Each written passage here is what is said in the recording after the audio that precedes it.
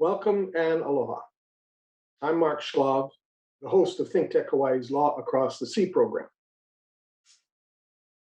The rough seas of cultural polarization that we are now experiencing in the United States threatens our personal relationships and makes it difficult to sail into the future together as one people.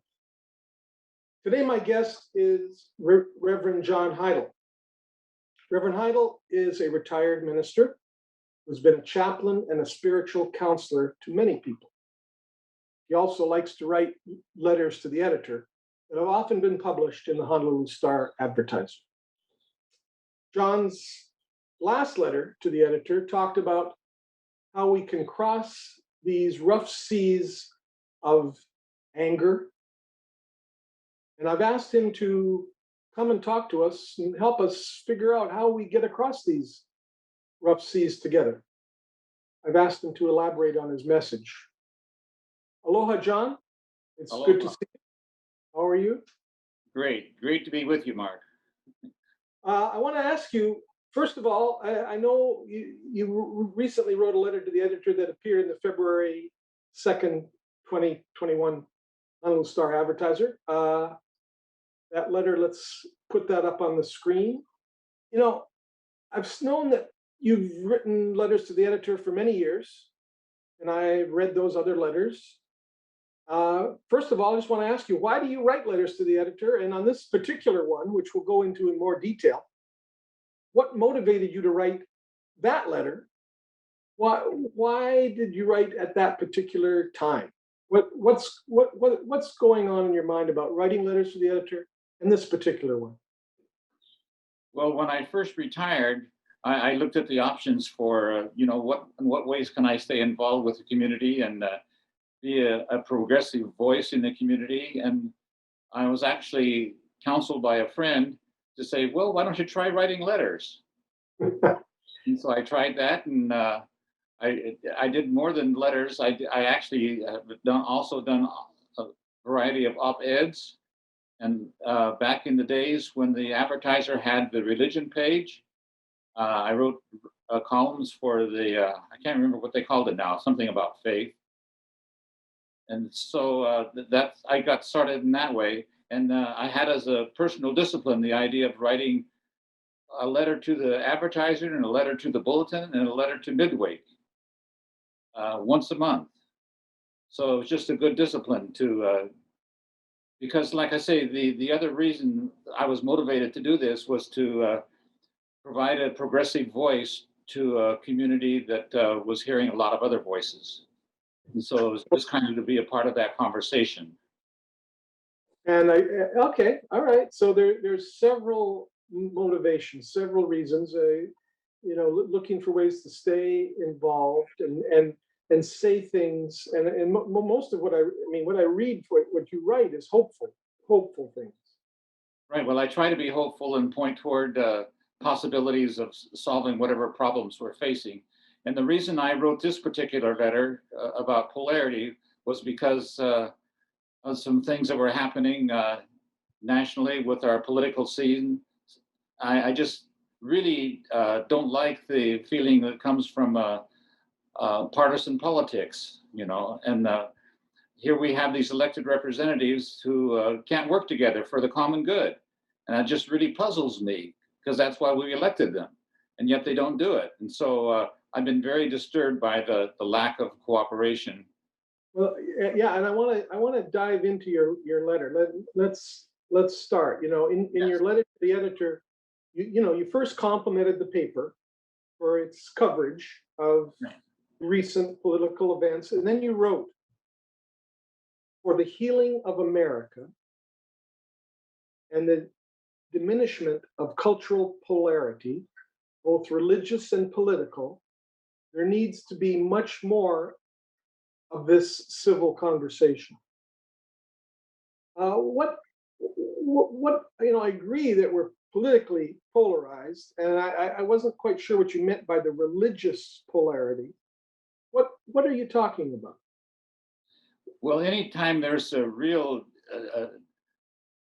a difference expressed between the primary institutions, and I consider religion one of the primary institutions, along with family and government and education and business. Uh, there's very often polarity, and so religious polarity happens when you have people in the same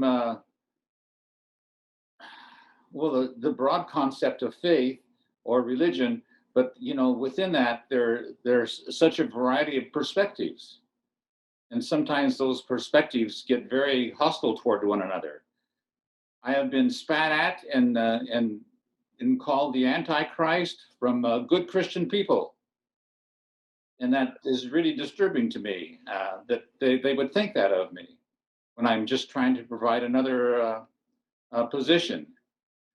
And that happened to me both when I was supporting marriage equality and when I was supporting death with dignity, physician-assisted dying, which are hot button issues for a lot of evangelical Christians. And so they personally attacked me and attacked my faith. And so that's the kind of religious polarity that is really troubling to me. And I see the same thing happening on the political scene. The same type of anger and resentment and hostile way of talking with each other. And so that's the kind of anger that I would hope we could get beyond and find ways to work together on some of these problems. Okay, well, yeah, you write about healing of America, and we are going through some rough seas. I mean, with COVID, cultural polarization, what you're talking about, and the economic turmoil and those problems. But what does healing mean? I mean, please explain that. What is healing of America? How do we cross these rough seas? I mean, is it really possible? Yes, I really think it is possible, but it could be a very rough voyage also. I mean, anytime you try to engage somebody that really has a completely different perspective, it's it causes some anxiety and some emotion, and some of that emotion gets very raw. Uh, and so the healing part comes in when you can have a kind of civil conversation after, well, I'll be honest here, after the years of hearing such horrible things from Trump, it was so refreshing to hear a expression of hope and promise from Joe Biden. And so that's really what prompted this letter. I was just so filled with hope that we were finally through this era when we had such rancor being sponsored and led by such a prominent person, our president, that it just was very hopeful to find somebody who would approach life in a different way. And so the healing comes about when we can to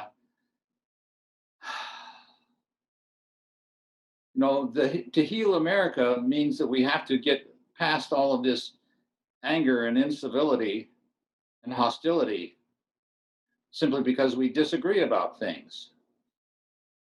At least that was the point of the letter. Yeah, but okay, so you talk about civil conversation, and I think I understand that. And there is a difference between anger and just talking in a hopeful manner. But I mean, people disagree, and how do you get them? How do you get there? How do you get them to have a civil conversation? I mean, how do you get them there? How do people get there? What do you do? I mean, I want to know for myself. How do you get there? Well, I admit that it's very difficult, and I'm stymied quite often when confronted with somebody, from a different perspective on faith, and and to be criticized for my view and say that I'm an antichrist or whatever is just very hurtful. And so how do you get beyond that? And I mean, it's difficult, but that's where the real healing takes place. And I think we have to be honest with ourselves and think about, well, what in my viewpoint, or what in my presence in motivates this kind of hostile reaction from others? What am I doing? And is there something, a way I'm presenting myself or my views that is causing so much anger? And so I think we have to take responsibility for who we are and how we're presenting ourselves, in addition to trying to reach another person and say, well, we can agree to disagree, but we ought to be able to say things civilly. I recall the relationship between John Adams and Thomas Jefferson. They were not the they were good friends, but they were, when they talked politics, they were very much against each other, and yet it didn't harm their relationship. They could say things without harming the relationship, and I think that's what I mean by healing. You can disagree and talk about policies that are very divergent, but do it in a tone of voice and with the spirit that, the spirit of aloha and the spirit of love, rather than anger and animosity. So yeah, and it requires some introspection. Interesting. You go on in your letter to write, when words of anger and hate aren't used, and when we seek the common good of all citizens, healing will happen and progress will take place. So and that's, I think, the way that you are saying we can cross these rough seas to a safe harbor, and that civil conversation and internal thought is the life raft. Nowadays there are many family members and friends who, because of this cultural polarization, don't even talk to one another, or they post angry things on social media. Right. And I mean, you're talking about internal interests. You're talking about looking inside yourself and thinking, how can we have the civil conversation? Well, okay.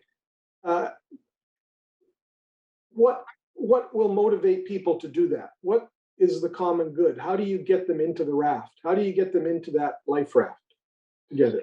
Well, I think you have to, start with very small beginnings. So rather than talk about the actual point of disagreement, whether it's a policy or a practice or whatever it is, or just a political opinion or a religious opinion, you need to get acquainted. And so spend some time just really getting acquainted and asking them about their family.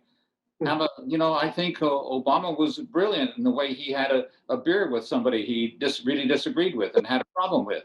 And so they sat down and had a beer and talked about it, that kind of thing. But I bet, not even knowing the situation, I bet before they really talked about the disagreement, they talked about their families and about what they, their favorite music or whatever, their favorite sport, or, So find some acquainted. common item that will bring people together is the start, is what you're That's the saying. start. Yeah. And then trying to find more conversation after that, but keep it civil. Abandon the anger. I don't know. I think that may. I think the way to start is a good way to start. I'm just wondering where, I want to be hopeful that people can actually move on. And in your letter that you wrote further, moderation and compromise are critical, as are forgiveness and listening. I think that fits into what you were just saying, but please explain what you mean.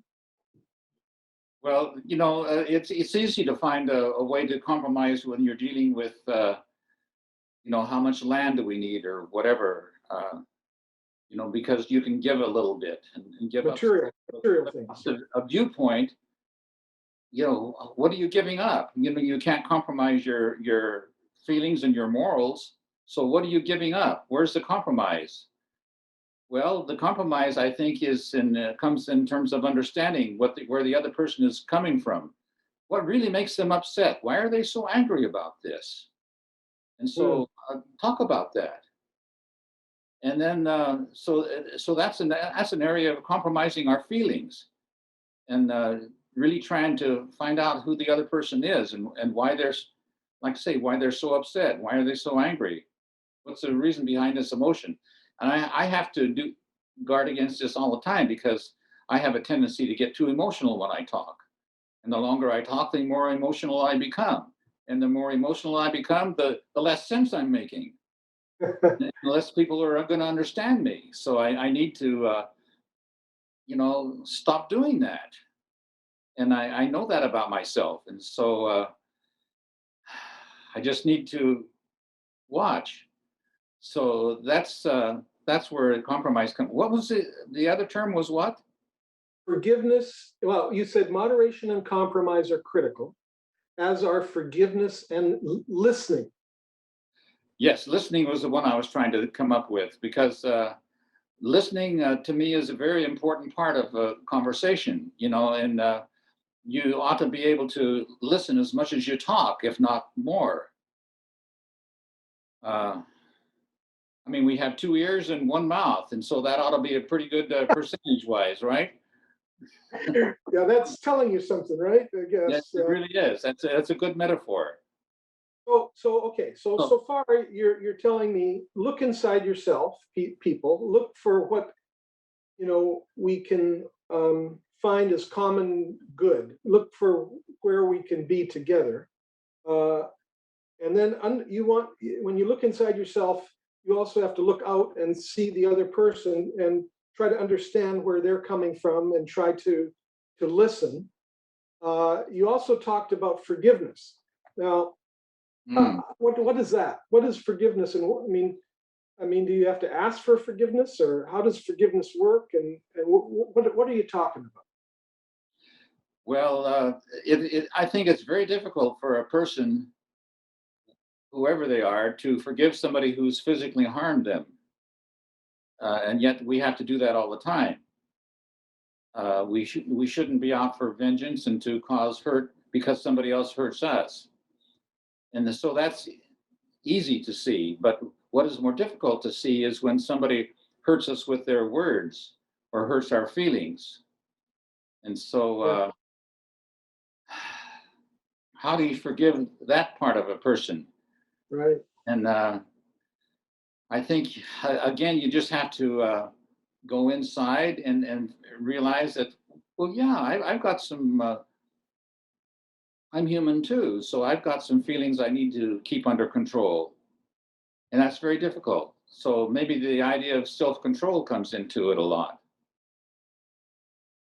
And is forgiveness? Is it a two-way street? So forgiveness is definitely a two-way street, and but we shouldn't count on the other person forgiving us. We should forgive them first for whatever anger or disagreement or whatever feelings they have against us, and which is something I don't see happening in the political scene, and I know it doesn't happen enough in the religious scene. So yeah, we have to be more introspective again and just back off. And you wrote the letter to the editor, I think, to get us to have this talk that we're having today. I think not just us, but everybody. Everybody should have this kind of talk. Yes, especially with people they disagree with, which is a real challenge. Yeah. Yeah. What do you? How do you start that conversation? I guess is my question. How do you begin that conversation with someone?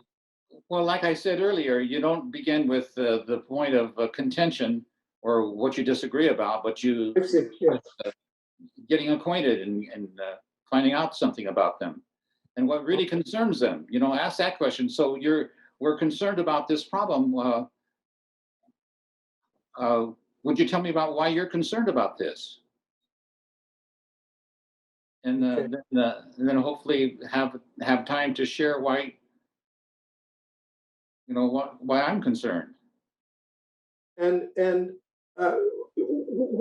when you talk about the common good, how do you express that to another party? How do you tell somebody who even if you haven't been angry with them, but you know they don't agree with you. How do you talk about the common good? How do you get people to say, look, we all got to get into this lifeboat together, even if we don't agree, so we can paddle across the stormy seas to safety? How do you tell them that? Yeah, those are hard conversations. They really are. But I think it is possible to kind of sneak in sideways, maybe, by talking about. So, in how would you define the ideal community? What would be your concept of or your vision of what an ideal community would be in terms of health and safety and whatever personal needs you might have, and start there with trying to find, because I would guess that in a discussion of what's important in a community, we would come up with, things we could agree about on the common good. Find things that we agree on for the common good and go from there. Now, let me go to the conclusion of your letter. You conclude your letter to the editor by writing, now we face the challenges of healing the divisions and overcoming the violence of American culture. Also of solving the many domestic and international concerns and creating a peaceful and just world. That's how you conclude your letter to the editor. How do we deal? What are you suggesting? How do we deal with these challenges going forward? What's your advice? Oh, boy, that's a mouthful, isn't it? Did I really write all that? What was I thinking? That's what I'm asking. Yeah, well, because we are in the same boat together, we have to learn how to survive together. And so, how are we going to survive so that everybody's happy? And so, I think finding that common denominator of providing happiness and equity for everybody uh, is the common good that we're looking for. And so, justice is such a big concept, and don't have to list all of the injustices that we have to deal with. But economic disparity is a big one that we all feel part of, and it just breaks your heart to see homeless people and the hope and seeing little kids starving to death in America. How can that happen? And yet it does. We know it does. And so I think to work for the solution that will take care of that problem is something we all have in common, because even people that we disagree with wouldn't want to see a child suffering. So right there is something that we have in common. So how do we get there? And what do we do? What are the actual things we need to do to create that kind of community? And I hear you saying also that we're working towards. We're in other words, maybe what you're saying, and get me if I'm saying this right, that we're working. We're trying to work. You're suggesting we work towards a common good. I mean, it may not be possible to live in a world where everything is happy all the time. Right. But what you're saying is let's work towards it if we can. Right. Just using your boat metaphor. What if you weren't rowing together, but rowing separately? Are you going to go any place? You could be going in circles, or you could be going backwards. So we want to work together so we can go forward. Also, just the idea of rocking the boat and causing being not a solution to whatever problems we're facing, but an actual cause of the problem. And so, being able to stabilize the whole process of moving forward, I think is very important. So we don't want to cause anybody trouble, but we want to, again, work together so we can get to the other side, or whatever our goal is in this boat.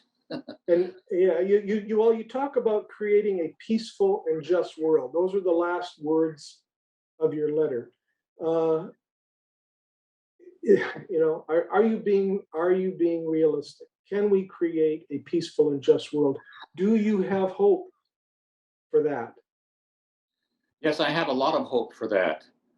Uh, you know, a couple of specific things. More people involved in community service, and whenever a tragedy happens, just look at the number of people who come together to provide whatever is needed. And so there's a lot of hope there. Now, in terms of the justice things, how we're going to be able to take care of people who are starving, and take care of people who can't afford a home, or prevent wars or acts of violence. You know, those are all particular things that are going to just take an awful lot of work, especially the violent part.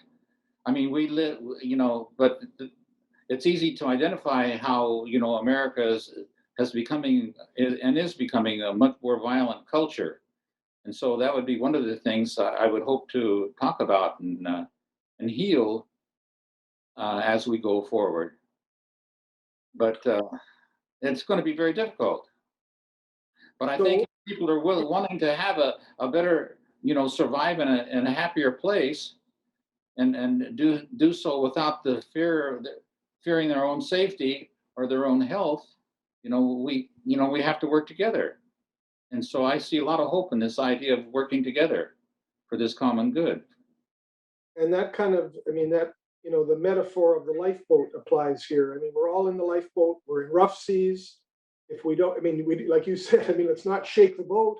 Let's realize that we want to get to the other side together, and we all want to survive. But we have to understand that. I think that's what you're saying. Am I right? That's right. And the missing ingredient here is some kind of moral awareness of what we need to do, and rather than having well, how can I politely say this? Well, rather than being so selfish about it, and wanting to be so comfortable in ourselves, we have to be willing to share more. And and so, and in order to be in the lifeboat that doesn't sink on the rough seas, you're going to have to compromise a little bit. yes, we have to compromise, and I think we have to not compromising on principles, but finding the principles that we have in common. And I think survival is a to start with, and Okay. being safe and happy and healthy. Those are all good principles that we could work for.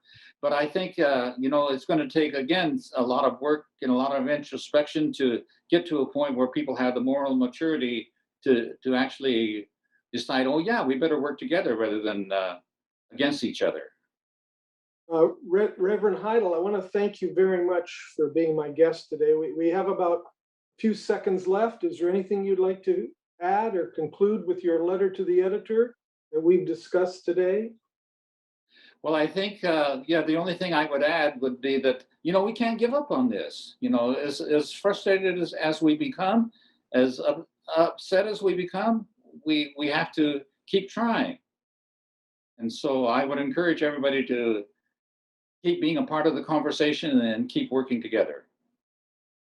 Well, Reverend Heidel, thank you very much. I'm very happy to have you as my guest again, and aloha, and take Aloha. care. I look forward to being in the lifeboat and getting across these rough seas with you at the helm. Thank you.